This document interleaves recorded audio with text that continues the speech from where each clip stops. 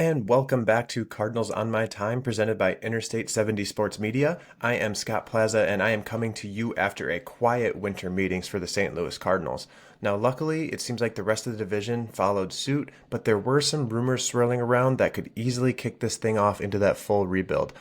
Good to see you. Thanks for coming. I'll talk all of that and more on this episode of Cardinals on My Time. I've been thinking about this, Mr. Hand. If I'm here and you're here, doesn't that make it our time?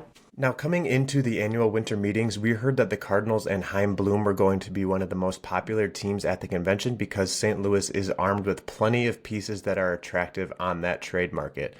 Unfortunately, Bloom left Orlando without agreeing to anything final, but things did get steamy a few times around guys like Brendan Donovan, reliever Jojo Romero, and even Wilson Contreras, but as things stand, those guys remain on the big league roster for the time being. Now, unfortunately, it seems like fan views of the winter meetings have shifted into a more negative light in the past few years because there's been a relative amount of inactivity, even though these baseball decision makers are kind of locked in that same place for about a week. But back to the Cardinals, even though the reality of this rebuild situation does hurt, I still would have liked them to do something, but the Cardinals were not in any place where they needed to rush into a deal. Now, from what we've heard, many of their trade chips do have interest from multiple teams around the league, so it was likely that Bloom was just using his time in Florida to gather a list of suitors, see what type of things that they were offering, then bring that information back to St. Louis and bring that back to his team, rather than just settle for a mediocre return just to get things done. Now, let's get into some of those rumors we heard for this past week as the next stage of the offseason begins and deals are getting more likely to happen.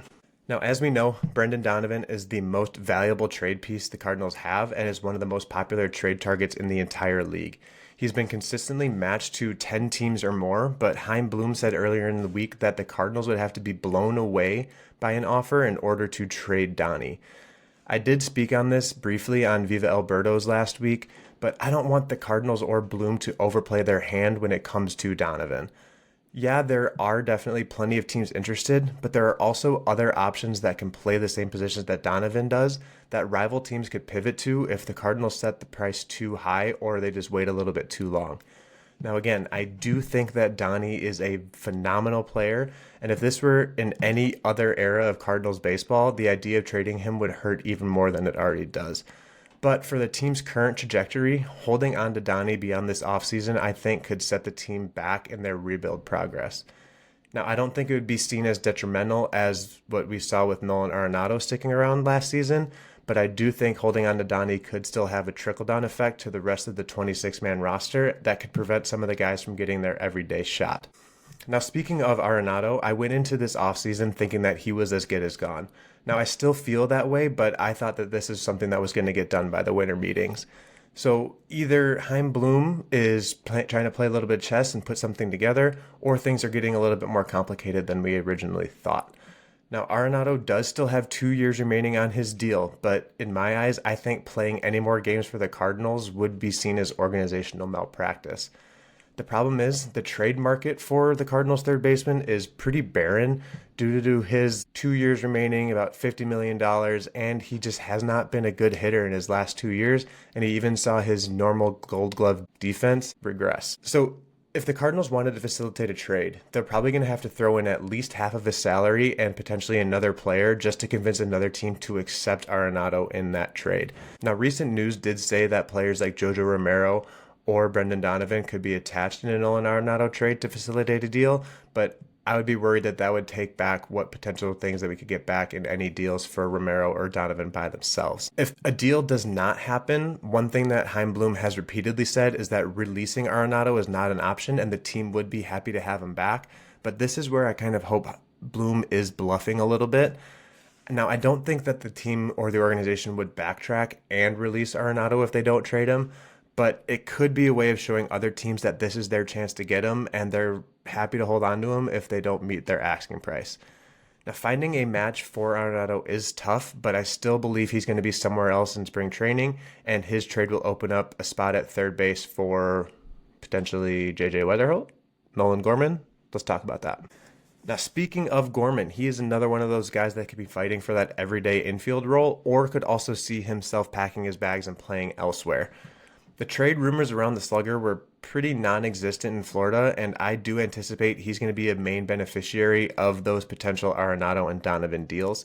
I am still hanging on by a thread in my support of Gorman, and I still believe in his power potential and his ability to handle multiple infield positions. And I don't see any harm in trotting him out there most every day in a season where the team isn't really expected to win. So I'd be more than happy to see Gorman pop in his 30 to 40 homers, and even a 220, 230 batting average will be something that shows a little bit of progress in my eyes. All right, the last trade rumor. This is the one that I wanted to leave out because it does hurt my soul, but I think I'm going to have to start accepting the reality that Wilson Contreras truly could be out of St. Louis. Now, when the Cardinals signed Wilson, I was excited to see some flair and fire that the team had been missing, because that type of energy didn't fit the traditionalism of that Cardinal way we have heard so much about.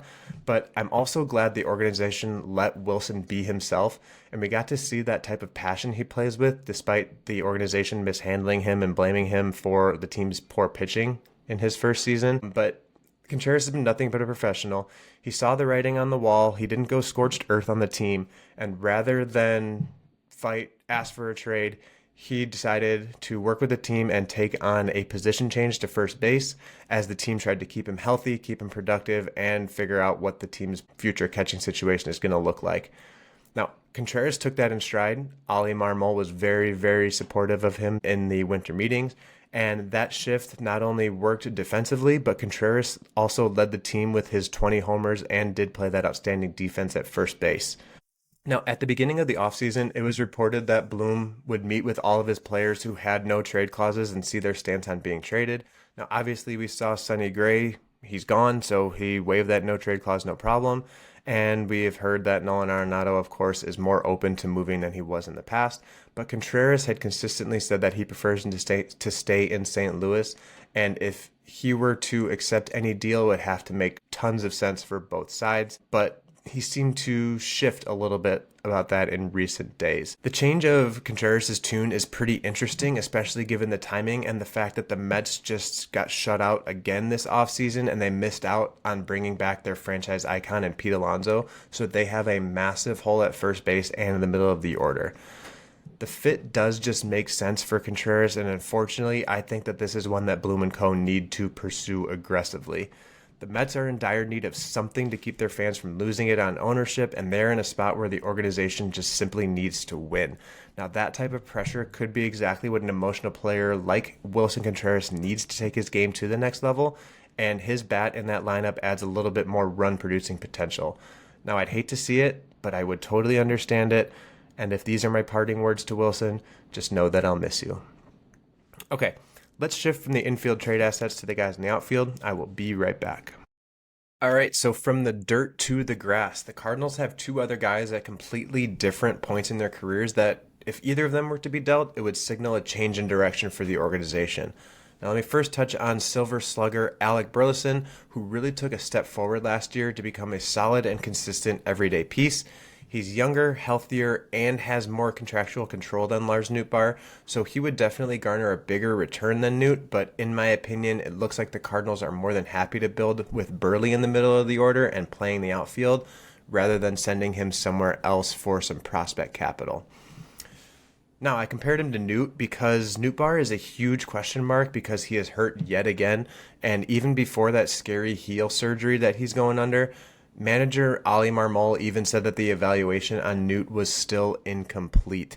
And it's been, how many years? 3, 4, 5 years that we've been hearing that same story about Noot. Now, the Mets, again, have been connected with Nootbaar at times, but who knows how them or even other teams around the league feel about him because of that news around that surgery. But the Cardinals have made this wrong decision with their young outfielders time and time again. But in this case, I think risking Nootbaar's potential breakout elsewhere is a fine move at this point in his career. He's 28 and is a free agent after the 2027 season. And even if he's healthy, I think the trade return that you're going to get isn't much greater than what you'd get right now. So finding a taker for Noot may be a little bit difficult, but it would take another lefty out of the lineup. With the current Cardinals roster, they have 9 left-handed bats that could make up the order, and if you subtract Nootbaar, that would create a wide-open outfield spot for Jordan Walker to take those everyday at-bats. I know that probably hurts to hear, but I'll touch on that here in a minute. So that leaves the outfield alignment looking like Burleson in left, Walker in right, and then Gold Glove finalist Victor Scott II in center. Now, Marmol spoke on VS2's potential and growth at the plate and said the team is flirting with the idea of him leading off next year. Those that have followed me and listened to me so far know that I'm not super excited about Victor Scott's offense, but he does possess that game-breaking speed in order to wreak havoc on those opposing pitchers. The biggest question, though, is if he can get on base consistently enough to make that all happen. Now, I said I'd touch on Walker, so here we go. He's another hot topic around fans, as he seems to be pretty much at every point in his career so far. He has not yet found his stride as a hitter, and Cardinal Nation is losing their patience with the former top prospect because we keep watching him chase the sliders out of the zone again and again and again. At the meetings, though, Marmol kept preaching positivity around Walker and believes he'll take off at some point. It's just a matter of when that's going to be. Now, that was a nice change of tune, actually, from what happened earlier in the year because hitting coach Brant Brown and Marmol were both pretty critical of Walker's approach at the plate last year and his inability to take to coaching and make those adjustments. So at least hearing Marmol talk about that positivity around Walker is a good switch. There was also some debate among fans if Walker should be ticketed for Memphis next year and use his last option, but what it sounds like is that Marmol and the Cardinals believe they need to see what Walker can do competing every day against big league arms as opposed to just sitting around in Memphis. It could take a big season for Walker, but it seems like he'll be spending 2026 in St. Louis, and then they'll reevaluate him again. Okay, so let's end the trade chatter from the meetings with reliever Jojo Romero, whose name was thrown around plenty and was specifically mentioned as a target with the Yankees and the Mariners. Seattle looked elsewhere earlier in the week, and they grabbed another lefty from Washington and Jose Ferrer. The return for that reliever was a top 50 catching prospect for Washington, which led to premature celebration from Cardinal Nation saying that, oh my gosh, imagine what somebody like Jojo Romero could get in a deal now. Well, the reality is Ferrer had 6 years of control compared to Jojo's 1 remaining. So even without Jojo's track record, I don't think that trade should be used as a comparison for what Romero could be getting on the trade market. So overall, I think it was kind of a bummer on my end for the winter meetings, but I guess it is becoming more common for inactivity during the week. All I hope is that Bloom isn't trying to overplay his hand with his trade chips, especially someone like Donnie, but I do understand that they don't need to rush into anything at the same time. Now, there's enough interest around the league that there may be some competition from rival teams to make a deal, but I have a hard time seeing teams overpay for Donovan and could pivot elsewhere if the asking price is too high. So I still think we'll see something happen before the new year, but at this point, I don't know who it's going to be, and I have a tough time predicting what's going to happen next. All right, the last bit of activity in Orlando was the Rule 5 draft, and the Cardinals did make a selection, and they grabbed reliever Matt Pushard from the Miami Marlins. So now, since they did select him in the Rule 5 draft, Pushard will have to stick with the Cardinals' Major League roster or on the Major League injured list all season long, or be offered back to the Marlins. So Pushard is a 6'4", 250-pound, 28-year-old righty who has yet to make his Major League debut, but he steadily progressed from the Marlins system and has put up solid numbers in AAA last year. From what it looks like, he has a 95-mile-an-hour fastball and 2 above-average breaking balls, so it is possible that Pushard can become a quality piece for the Cardinals bullpen that currently has a lot of question marks attached to it. So that pretty much wraps up the week that was at the winter meetings. Not much happened that directly included the Cardinals, but there's been some consistent chatter and potentially something brewing for a deal in the coming weeks. I'm going to take a quick break and touch on some quick notes and points from some other interviews and articles posted from the Cardinals beat. I'll see you in a minute. All right, so I'm going to wrap this up with a few tidbits from Cardinals reporters like Derek Gold, Benjamin Hockman, John Denton, and Jeff Jones, as well as some notes and interviews from Ollie and Bloom that they did on MLB Network this week. But before I do that, I want to first express my sadness and congratulations to Katie Wu. If you didn't know, she worked for the Cardinals version of The Athletic and was just an awesome part of Cardinals media, but she did jump ship and went to the Dodgers along with everybody else in baseball. So it hurts, but best of luck to Katie in LA, and we will miss you here. All right, back to the Cardinals. Let me first summarize a couple of the interviews that Ollie and Bloom did with the team over at MLB Network and give some of my takeaways on that. So first off, I did think it was encouraging that both guys seemed to be on the same page with similar expectations for the offseason. Now, negative Cardinals fans are just like, well, yeah, of course, because Marmol is just Bloom's mouthpiece, who is also the DeWitt's mouthpiece. But from what it seemed like, I think that they're both authentic and they're both on that same page and have a true vision for what's next for the Cardinals. They each spoke to the reality of the situation and the actual disappointing reality that they're in. So even with the rebuild, though, it seemed that both Marmol and Heim are preaching that the team will continue to push to be competitive and get the best out of their young guys. And I think that's going to be true. They're not in the same spot that other teams in a rebuild are going to be because they do have that quality major league talent on the team that I don't think it's going to get as ugly as what we saw in maybe Colorado or Chicago. So overall, I am an Ollie fan, and I do think he's the guy for this season and potentially next. Now, there has been some chatter about some extension around Marmol. I'm fine with this year, fine with next year. Who knows what's going to happen in 2027, so if they need to extend him throughout that year, that's totally fine for me. Some other notes came from Derek Gould of the Post-Dispatch and was specifically talking about the pitching. So one thing that we've already known and expected but was reiterated again was that Kyle Leahy will be moving from the bullpen to the starting rotation and has the inside track at a rotation spot, and that the Cardinals are basically holding it open for him. I have no problem with this. I see nothing wrong with it. Although I did cover a bit of the rotation on Viva Alberto's last week or 2 weeks ago, and I flirted the idea of a six-man rotation because currently all 5 of the starting pitchers in the Cardinals rotation could easily set their career high in innings, and I think at least 3 of them could reach that mark by the All-Star break. So my thought is to help spread those innings around and also give some guys an opportunity for some big league innings. I would be interested in exploring the idea of a 6-man rotation, but I still think the Cardinals, in order to do that, need to sign or trade for an established major league arm to anchor the staff the way that Sonny Gray did. That doesn't mean I'm asking for a front of the rotation arm. I'm just asking for somebody that we can count on to get us through 5, 6, potentially 7 innings and be that bridge to that next potential Cardinals starter. So Leahy moving to the rotation does take his pretty much everyday role in the bullpen away, and someone's going to have to step in there. So what's likely going to happen is that the Cardinals are going to work with an all-hands-on-deck type of bullpen and will probably be using the Memphis shuttle a little bit more than they did last year. But one thing that they can do, and what they are probably looking to do, is move Matt Swanson, who was very, very impressive last year, into that Leahy role. So as a rookie, Swanson had an ERA under 2 and had some strong peripherals that make us believe in his performance.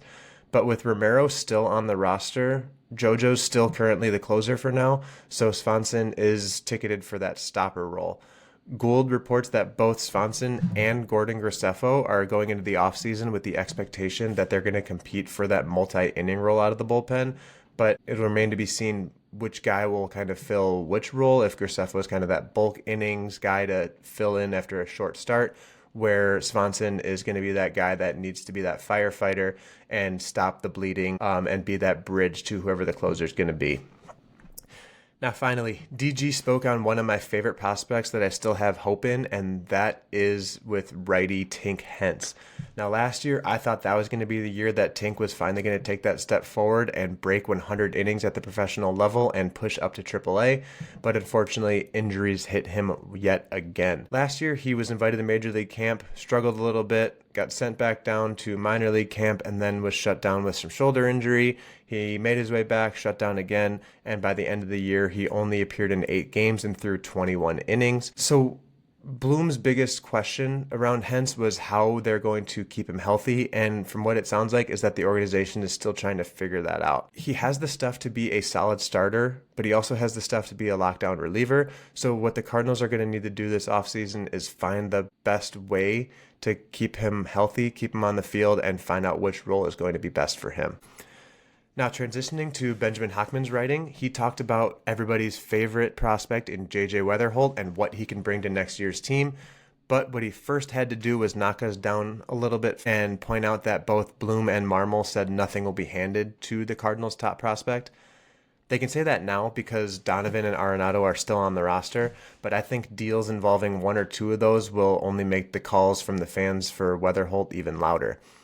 So what we've seen so far in Weatherholt's professional career is that he can handle short, second, and third. So until the Cardinals make a move, I think it'd be tough to ask him to just choose one of those positions.